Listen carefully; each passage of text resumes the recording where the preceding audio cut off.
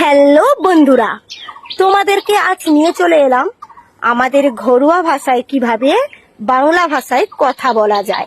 তো চলো দেখে নেই, মা মেয়ে কম্পিটিশন লাগাবো। তো চলো শুরু করছি। মা প্রথমে বলবে, বলো। আমি এই মাত্র এলাম কাঁথি থেকে।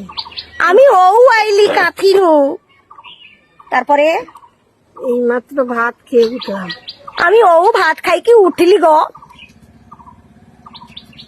তারপরে এই খেয়ে দিয়ে এখনই বাড়ি চলে যাবো। খাই দাই কি অক্ষুনি ঘর যাবা। আর কিছু শুনবে আর না বাকি আছে কও? তোমার মনকে কিছু যদি বাকি রইয়াও কইব, ঠিক আছে? আমার মনকে সরিছে।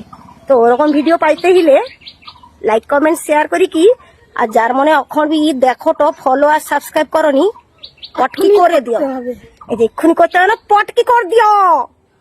তো চলো টাটা।